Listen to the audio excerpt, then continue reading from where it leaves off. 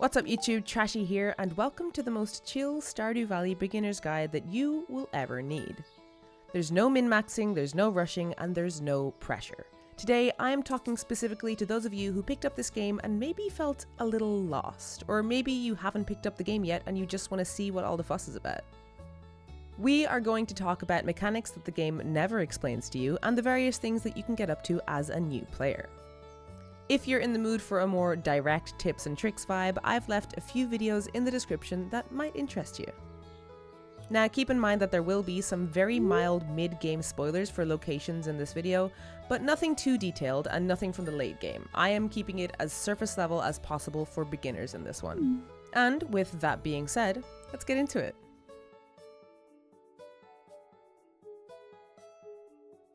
First and foremost, there is no wrong way to play Stardew Valley. This game has endless possibilities. There are so many different paths that you can take, from being an antisocial farmer who only leaves their farm to buy more seeds, to being a socialite spelunker who never actually farms anything at all. The choice is entirely yours. But like, how, you know? Like, what are the core mechanics at play here, and how does the game actually work? The main mechanic and the key to understanding almost everything you need to know about this game is time. Time is constantly moving forward as you play Stardew Valley, only stopping when you pause the game for certain activities such as fishing, although in multiplayer time pauses for nobody, and each day lasts for around 15 minutes real time, or longer depending on what you get up to. It's also very important to note that each day ends automatically at 2 AM whether you're in bed or not. Each and every villager has a set schedule that they follow, and shops all have their own timetables, and certain shops only stock specific things on specific days of the week. There's even a traveling cart that stops by the valley only on Fridays and Sundays, and a bookseller that only stops by twice each season. No matter what you do in this game or how you play it, you are beholden to time. Unless you use mods like I did to make this video, but you're not supposed to see that, so shh, don't worry about it. The second mechanic that you're beholden to is energy. You have a set amount of energy available to you, which you can replenish by eating many different types of food.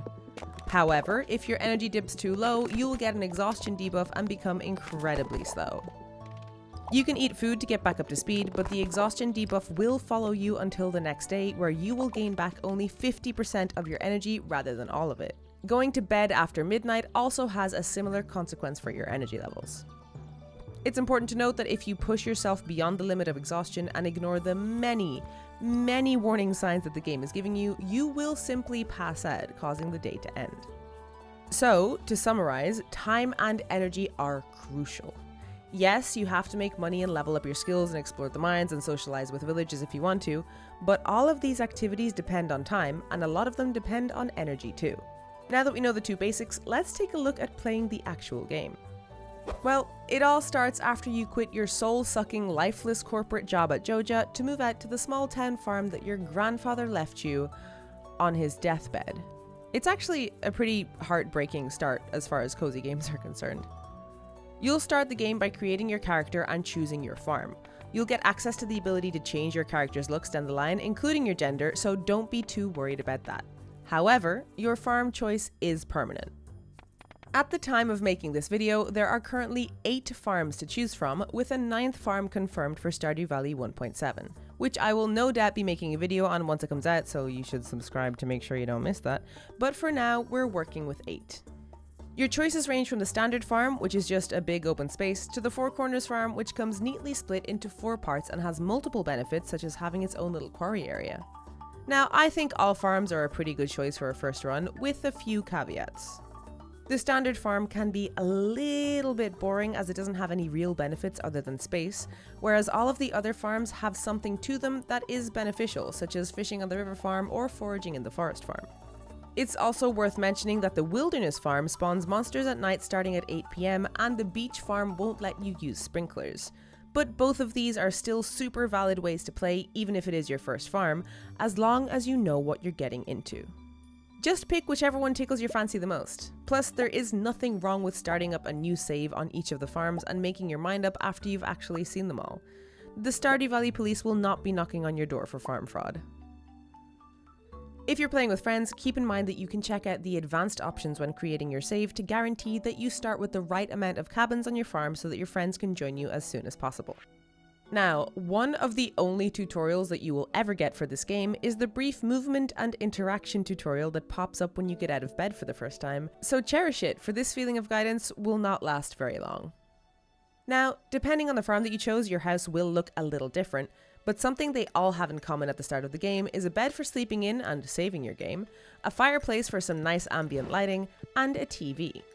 You can use this TV to check what the weather is going to be like tomorrow on the weather report, and your daily luck can be checked using the fortune teller.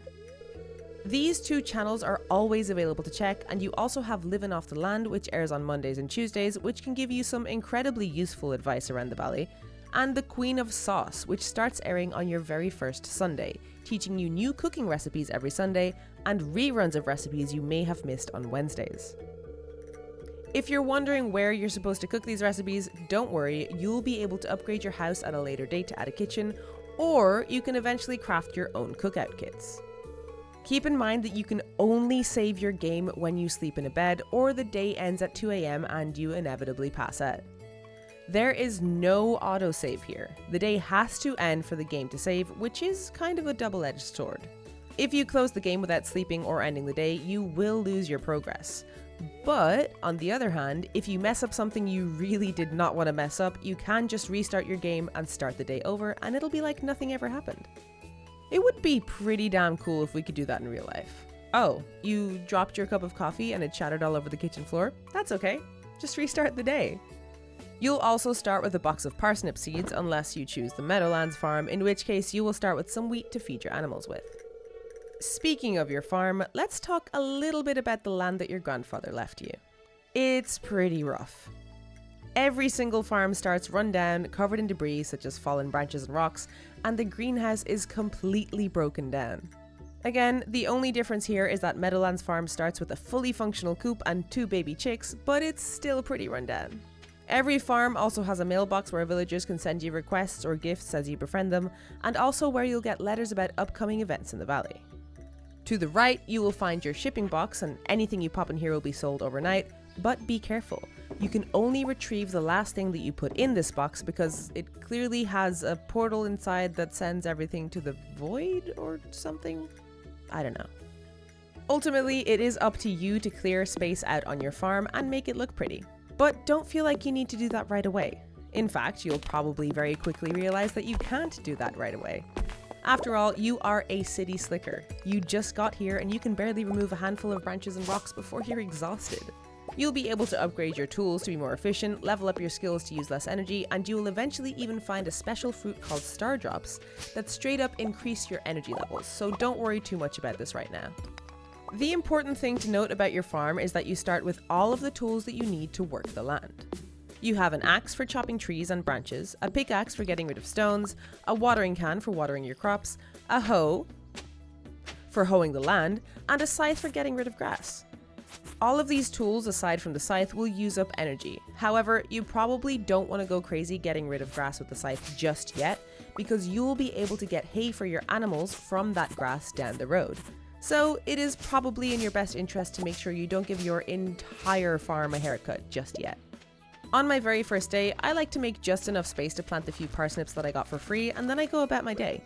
However, keep in mind that weeds can spread across your farm every single day, so don't let them grow too close to where you have your crops or even your decorations, or they might destroy your hard work. Before we leave the farm, let's take a look at some important settings and mechanics that the game just never tells you. First of all, you are always running. This is how fast you will go without any speed buffs, as auto run is on by default, and the keybind, or button usually associated with running, will in fact make you walk instead. Now this is great. However, maybe I'm just old and weird, because I like pressing a button to run. You don't have to, but you can turn auto run off if you enjoy being a Shift W gamer as much as I do, and maybe we're the weird ones, but that's okay. Always show tool hit location does exactly what it says on the tin, and it shows you a red outline indicating where your tools are going to hit. You might not think this is necessary, but just wait until you accidentally pickaxe a crop and you will definitely appreciate it. You can gift items to villagers, which we'll talk more about later, by carrying something over your head and interacting with them. This can make things pretty awkward when you accidentally gift someone a bag of garbage, which is why the item stowing setting is so great. This setting is off by default, and turning it on allows you to put items away before talking to villagers, avoiding potential disastrous and awkward gifts. The advanced crafting information setting should be on by default in my opinion, but you will have to turn it on yourself. This allows you to see how many of an item you've crafted already, as well as your current inventory of materials and how many more you can craft with those materials. Of course, over here you have your usual sand settings, which if you're anything like me, you will appreciate. I am very, very, very picky when it comes to the volume levels in my games, and in Stardew you can control the volume of everything. Music, sound effects, ambient sound and footsteps, and you can also toggle dialogue typing and animal sounds on and off. You can adjust the size of the UI and how zoomed in or out your game is, and you can also toggle the zoom buttons so that they appear underneath your gold on the main UI. You can also turn flash effects off, which removes flashing from lightning and bombs, which is a great setting if you are prone to be sensitive to flashing lights. If you open up your map and hover over a given location, the game will tell you its name or whose house it is, which is going to be useful if you want to follow along with some of the places that we're going to talk about next. Now let's move off of the farm for a second and talk about the valley in general. There are many different characters for you to get to know and a whole lot of places for you to visit. You have a friendship rating with almost every single NPC, which you can increase by talking to them every day or gifting them 2 gifts a week and an extra gift on their birthday. For the purpose of gift giving, it's important to know that weeks reset on Sundays. As you gift them items, you will start gathering a list of what sort of items they like, which you can check by clicking on their little icon in your friendship tab. Gifting liked or loved gifts will increase your friendship, but be careful because gifting villagers stuff that they don't like will lower your friendship with them. As you become closer and increase your hearts with certain villagers, you will get special cutscenes with them and sometimes new recipes and gifts in the mail. You can also take requests from villagers at the board outside of Pierre's shop, and these requests are usually timed, but don't worry because if you fail to complete them, nothing bad will happen.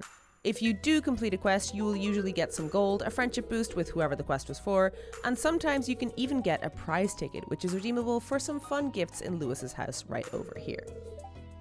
Now, I am not about to give you a rundown on each and every character, that is definitely a topic for another video, but we are going to talk about some of the more important locations that you can visit around the valley. Somewhere that you'll probably be frequenting pretty often is unfortunately Pierre's shop. This is where you can buy all of the seeds you will be planting as well as upgrades for your backpack over here. Pierre's is open from 9 AM to 5 PM and closes on Wednesdays, much to the annoyance of literally every single person that plays Stardew Valley. However, something a lot of people tend to either overlook or maybe just straight up forget is that while Joja Mart, the other store in town, is more expensive, it is open every day of the week. And it doesn't close until 11 PM, but more on that later. Moving on, the blacksmith Clint can be found over on the east side of town, and this is where you'll be able to upgrade your tools as well as buy coal and ore. Farming your own coal and ore is not that difficult, so you probably won't be buying very many things from Clint's. But if you do, just keep in mind that his coal and ore prices go up pretty massively after your first year in the game. And they're already pretty steep, but we'll get into making money here in a little bit. Each tool upgrade requires 5 bars of increasing quality, copper, iron, gold, all of which you can find in the mines, and then finally iridium, which is more of a late game item. The better the tool, the less energy it will use, and the more efficient it will be. Certain things can also be locked behind tool upgrades, such as being able to break larger logs, stumps, and boulders, and certain tools get an increase in range when they're upgraded, such as the watering can and the hoe. Clint opens at 9 AM and closes at 4 PM, although if you manage to slip in right before 4, you can technically still access his shop until the moment he leaves. Now, tools take 2 days to be upgraded, so just keep in mind that Clint's blacksmith and almost every other building in the valley will close during festivals. Up in the mountains, you will find Robin, the carpenter, from whom you can request all sorts of buildings to be built on your farm and upgrade the buildings that you already have. Getting a silo built first before getting started on raising animals is probably a good idea. They're not that expensive, and having one of these on your farm allows scythes to gather hay, and it automatically sends hay to your coops and barns, so all you have to do is grab it out of the bin and place it in the feeding troughs. Robin also sells wood, stone, random items of furniture, and a few interesting and useful items such as a calendar for your house with which you can check birthdays and events, a telephone so you can call all of the different stores to check their prices and timetables, and a crafting bench that pulls from any benches placed in its immediate vicinity, allowing for up to 7 chests to be connected to it. Her wood and stone prices go up significantly after your first year, so if you want to stock up, you know when to make your move. And Robin annoyingly doesn't work on Tuesdays unless it's raining, although you can technically activate her shop as she walks by the counter in the morning or at night, or you could just wait until Wednesday because there's nothing wrong with taking an extra day to set your coop up, you know? Another cool feature at Robin's is the fact that you can move your farm buildings around at any time for free, including the main farmhouse and the greenhouse, and you can also customize a lot of your buildings here too. You can find Marnie's Ranch to the south of your farm, and here you can purchase animals as long as you have the space and the right building for them, as well as other important materials such as shears for your sheep and a bucket for milking your cows. Marnie also sells hay if you're running low and need to feed your animals, and her timetable is 9 AM to 4 PM, just like the blacksmith. Although she doesn't work Mondays or Tuesdays, she prefers to stare at her microwave, I guess?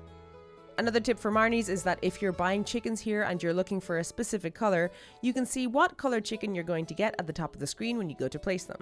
If you exit back out of this menu, you can just redo your selection until you get the color that you want. If you're into fishing, you can head out to the beach to buy supplies from Willy.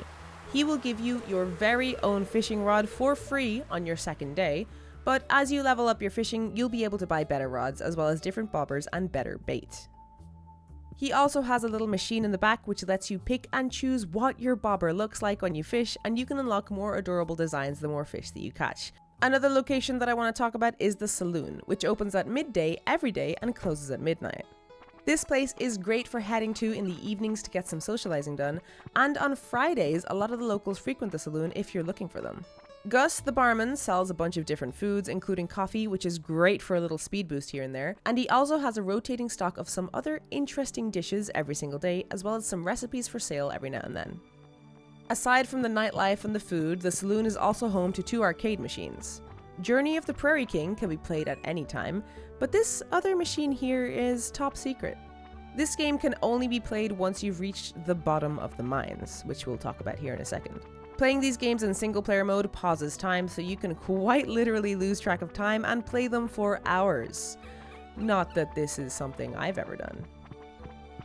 The museum is where you can come to donate any interesting gems and artifacts that you find, specifically the ones that have the description, "Gunther might be able to tell you more about this." And this is also where you'll be able to find the secret books that you can dig up around the valley, which can contain some incredibly useful information, or sometimes just a little bit of lore. The only other thing that I have to add to this is that I am very, very sad that we can't talk to or befriend Gunther. He seems like a chill guy. Maybe we'll get to know him more when Stardew Valley 1.7 drops.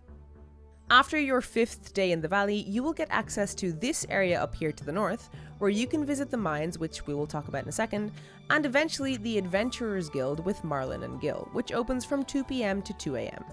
Here, you can buy and sell weapons, shoes, and rings, more of which unlock the further you get in the mines. This is also where you want to come if you pass out in the mines and you lose something important. Marlin runs a recovery service where he will charge you the sell price of the item that you want to retrieve. You can also check this notice on the wall to see all of the different monster eradication goals that the Adventurers Guild sets. You will get a little notification every time you complete one of these goals, but it is still handy to come back here every now and then to check the requirements and pick up the rewards you get for completing each goal. Now, speaking of the mines, they can seem a little scary at first, but they're really not that bad. You will unlock an elevator stop for every 5 floors that you advance, and every 10 floors you will get a nice little reward for your troubles, including better weapons and shoes with better armor stats. Speaking of armor stats, you can equip rings and shoes in your inventory menu, many of which have nice little armor buffs or more varied effects in the case of rings. Once you reach level 5 in the mines, you will get a letter from Marlin from the Adventurers Guild asking you to slay 10 slimes. And once you've done that, you can visit the Adventurers Guild that we just mentioned and buy yourself some better things depending on how far down the mines you've reached. My main recommendation for the mines is to go there with some food on you to save yourself from being knocked out, and make a chest to plop down up top so you can de-loot whenever you need to. And just take your time.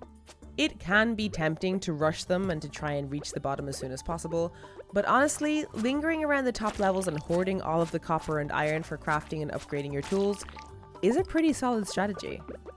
There is no reason to rush the mines. You will get to the bottom eventually, so don't sweat it. If you do get knocked out, you will lose some money and potentially some items, which, like we mentioned before, you can get back by using Marlin's recovery service, although you will be charged the value of the item that you want to recover, so decide accordingly whether or not it's worth it to you. It's also worth mentioning that the floors in the mines reset their contents every time you leave via the ladder, but not their layout. For example, infested floors, which are floors that you need to get rid of every single monster on before a staircase will spawn, will stay on the same numbered floor all day and reset their monsters every time you leave. Every Friday and Sunday, the traveling cart will visit Cindersap Forest and have a bunch of goodies for sale. This cart is incredibly useful for many reasons. Its stock is randomized every time you visit, but it often sells hard to get items that can come in pretty clutch for completing the community center, or out of season items that you might desperately need for a quest. So it is worth stopping by to check what's in stock twice a week. Twice every season, the bookseller will visit town and park their balloon in this area here behind Joja Mart. You can check the calendar outside Pierre's or buy your own from Robin to plan ahead for their visit, as books are pretty pricey in the world of Stardew Valley. The bookseller sells some very useful reads, such as the price catalog, which lets you see the full price of your items right in your inventory, or even books that increase your walking speed. It's worth setting aside a little gold to get your hands on some books. The last location that I want to talk about is one that is not available at the start of the game and is in fact accessed via Community Center or Joja Mart progression, specifically by fixing up the broken down bus. I mention this only so that those of you who would prefer to go in as blind as possible can skip to the next part of the video using the timestamps below. Did you do it? Have they left? Is it just me and you now? Okay, good. So eventually you will unlock access to Calico Desert, and there is a lot to do here. First of all, you have the desert trader who sells a bunch of rare items every single day, as well as a rotating stock that changes every day. The catch here is that this trader does not accept gold, but would rather trade for specific items. You can get everything from foods with luck buffs in exchange for gems, or prismatic color changing clothing for obscene amounts of geodes, to rare furniture and other incredibly useful crafting items. Over here, we have Sandy's Oasis, who sells a bunch of seeds that aren't available anywhere else in the valley, as well as some really cute clothing alongside a small rotating stock of a mixture of furniture and fertilizers. In the Oasis, you will also find this creepy looking bodyguard guy who you don't need to worry about yet. That's big spoilers. And of course, to the back of Calico Desert, we have the infamous Skull Cavern. You can only access this place once you've reached level 120 in the normal mines, and it is technically bottomless and holds many a treasure. If you would like to know more about the Skull Cavern and how to tackle it, specifically as a beginner, you can check out this video, which should be in the description below. Now, we should probably talk a little bit about the Community Center and Joja Mart, which are technically locations, but this subject definitely deserves its own section of the video. This big building in the north of town opens up a few days into your playthrough, but it won't really be useful until you complete a specific quest. Now, I have seen some people get a little bit tripped up with this, so just remember, if you don't go all the way into the community center and interact with this little Junimo tablet here, the quest line can't actually start. Once you've done that, you will get a letter from the wizard who will then go on to teach you how to read Junimo text, and this is when you can start properly interacting with the community center. The community center is essentially the main way that you progress through Stardew Valley. You'll be tasked with delivering specific items to different bundles in the community center, with each bundle rewarding you with different items. And when you complete all of the bundles in one room or area, you will unlock access to something new around the valley, such as minecart shortcuts or access to the quarry. Many of the items that you will need to provide for the bundles are seasonal, such as the forageables, which means that if you miss out on collecting them before the season is over, you will probably have to wait until that season comes back around to be able to donate them. And that's okay. It's easy to get caught up in the perception that you have to rush everything in Stardew in order to finish it as quickly as possible, but if that's not fun for you, you don't have to do it. And speaking of things not being fun for you, Joja Mart is widely hated by Stardew Valley players, but it's also a very viable alternative to completing the community center. If you don't like the feeling of having to stay on top of everything all the time and then double checking if you need something or not for the community center, or if the thought of having to wait an entire in-game year to get something that you're missing isn't something that you're too fond of, you can achieve the exact same unlocks and progress via the Joja Mart route. You will be offered the opportunity to sign up to Joja Mart, which once you've done you cannot take back, and you can then pay for all of these unlocks out of your own pocket, and voila, they just get done. The biggest consequence of going the Joja Mart route is that the community center becomes a little bit of an eyesore as it gets turned into a Joja Mart warehouse for now. Now, this is all a pretty big simplification of the nuances between Joja and the community center, so if you did want to know more, make sure to check out this video that I made all about it. Before moving on to the next point though, I will say that it's perfectly okay to go the Joja Mart route, and I will always and forever be a Joja Mart defender. Now, let's talk a little bit about the different skills that you have and what you can do with them.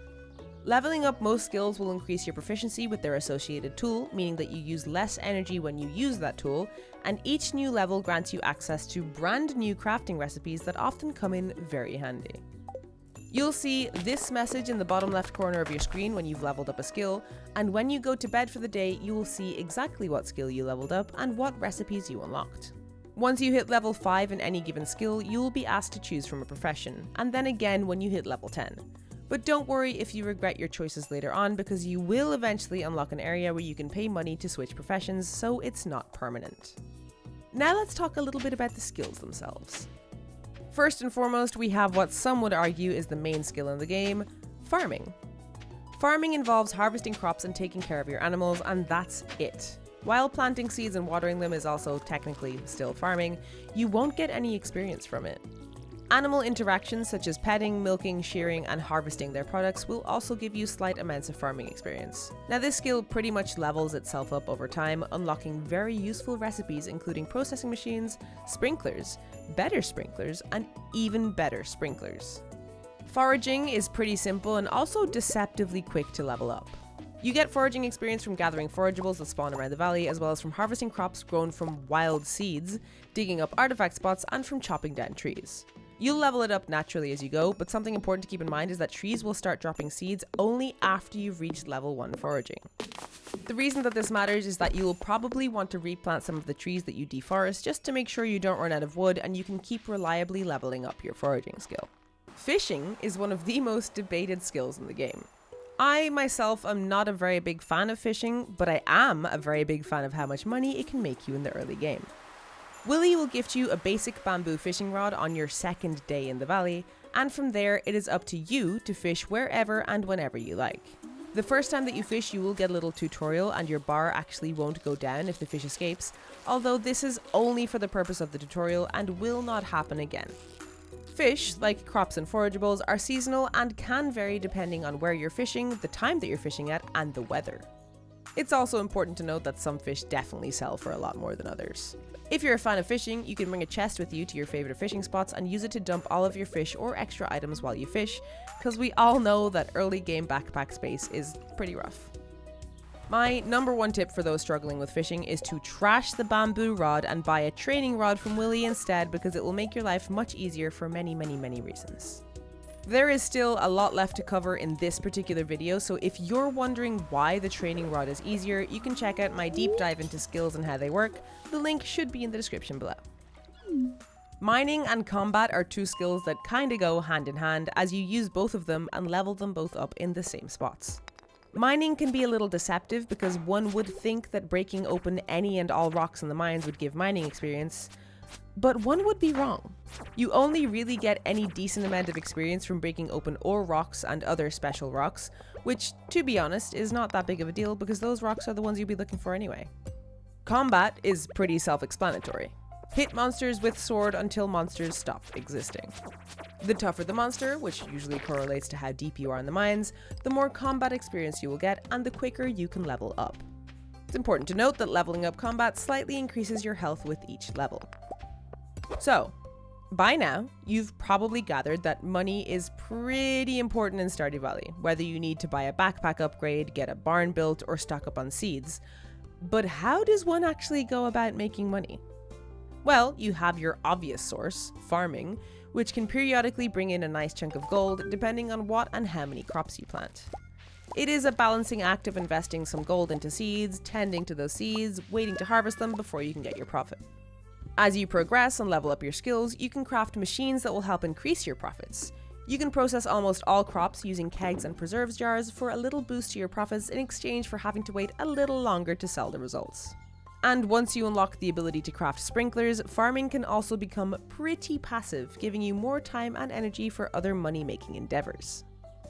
Farm animals also regularly produce goods such as eggs, milk, and wool, which you can then process into mayonnaise, cheese, and cloth for an even bigger profit. Trawling the mines and selling anything and everything sparkly that you can get your hands on is also a nice source of extra gold. In fact, selling everything in general can make you some gold. However, don't be afraid to hoard some of it away. You never know what you might need it for. With all of that being said, fishing in the early game is one of the best possible ways to make a quick buck.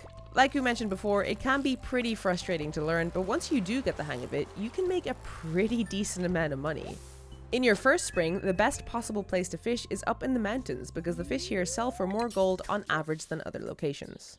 If it's raining, trying to catch a catfish or two out in Cindersap Forest, south of your farm, can be just as lucrative as it is frustrating. And another great way to make gold is actually by subscribing to my channel, because I post tips and tricks regularly, and that's just like good science, you know? Like the more of my videos you watch, the more you'll learn, and the richer you'll be in Stardew Valley, both in gold and in knowledge. So now that we've talked about most things that you'll be getting up to around the valley, what exactly is there to do? Well, there are a lot more things to do as the game goes on, including accessing entirely new areas of the game that we haven't even talked about today because we're keeping it beginner friendly. But for now, there's still so much to do. Stardew Valley puts a lot of emphasis on playing however you want and doing whatever you want to do, which is great on paper, but in execution it can feel a little overwhelming. Sometimes it's nice to have your hand held just a little bit to get a sense of direction, but Stardew doesn't really do that. This, by no means, is a criticism, and more of a warning that while it might seem like there's no concrete goals to work towards as a new player, there are in fact many goals if you know where to look, and there is a very clear progression to the game. For example, very early on, you'll be introduced to the community center, which is dilapidated, old, and the main way that you progress the game and unlock new features and mechanics. Like we mentioned before, you'll be charged with completing bundles for the community center, with each room completed leading to a brand new unlock. And eventually, when you complete the entire community center and restore it, there is a whole new quest line that takes you to an entirely new area in the game.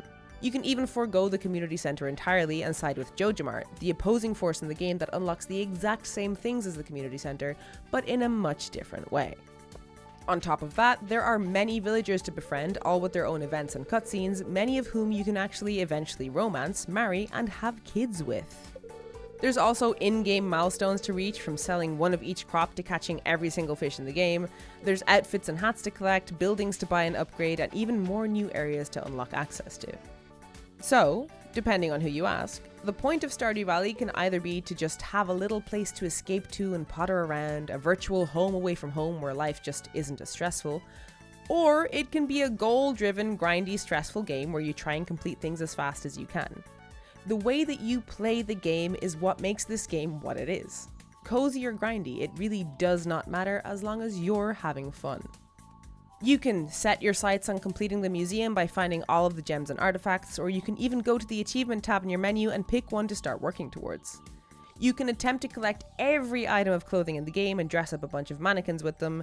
You can try and marry, then divorce every single romanceable NPC just to collect their portraits. There's so much to do. Aside from setting big goals, you can also spend a lot of time on your farm just decorating it. Seriously, there's so much to do. You can just decorate your house, the exterior, you could get a shed built and decorate that, you can set up processing machines around your farm in pretty aesthetic ways, or you can just be chaotic like me and place anything anywhere. Having a decent storage system up and running early on can be a good way to get ahead of the hoarding panic that everyone eventually runs into. I personally like to color code my chests using the little color menu at the top of the chest inventory, or place signs behind them so I know what goes where. Once you've accumulated some money for yourself, you can buy a whole furniture catalog from Robin, which gives you unlimited, never-ending access to a lot of different furniture items, as well as the wallpaper and flooring catalog, which does exactly what you'd expect. Or you can simply not give yourself some big massive goal to work towards. You can just enjoy your days on the farm and explore when you feel like it and take your time to do your own thing. I know I sound like a broken record, but as somebody who exhibits a lot of the telltale signs of demand avoidance, I do feel the need to remind y'all at every chance that I get that there is no wrong way to play Stardew Valley. Another great thing to do is actually to subscribe to my channel. All the best farmers are doing it, trust me. But that aside, just have fun. That's what games are for. And if fun for you is min-maxing and trying to get things done as soon as possible, that's great, go for it. If you prefer to take your time and just go with the flow, you do you. You're not playing wrong if you're not hyper-optimizing absolutely everything about the way that you play. It's okay. And this last section here is a combination of tips that didn't really fit anywhere else, but will definitely be useful in your Stardew journey. This little symbol over here is where you can check what quests you have active, and you can also cancel most of them too, unless they're important for game progression. These wiggly spots in the ground can hide some pretty fun treasures, so if you keep your hoe on you at all times, you will never ever miss a single one. You can actually delete things from your inventory pretty easily if you're playing on PC by just holding the item in your inventory and pressing the delete key. Speaking of your inventory, if you hover over an item that belongs in the community center bundle that you have unlocked, this symbol over here will begin to pulsate. Plus, you can straight up click the symbol to check on bundles in the community center, but not donate to them. You still have to go all the way to the community center for that one. The game will change, but it will also stay the same. You don't need to panic over missing something in your first year because it will come back around in year 2, but also expect a few new things to pop up here and there as the years go on. You'll never miss out on anything, but if you pay attention, you might notice some new changes. And that is it for today's video. Before I go though, the day that this video comes out is actually National Beverage Day, so I want to know what your favorite drink is. Let me know in the comments. Mine is a banana and strawberry smoothie, in case anybody was wondering. You probably weren't, but now you know. Thank you so much for watching. You can follow me over on Blue Sky, where I post a bunch of random stuff. You can also follow me on Twitch, where I go live a few times a week and I play a bunch of different games depending on what I'm obsessed with that week. And also, of course, you know, subscribe if you're not already, which, I don't know, I feel like if you're watching all the way to the end of the video and you're not subscribed, that's dedication. But you should also probably subscribe. Okay, love you, bye!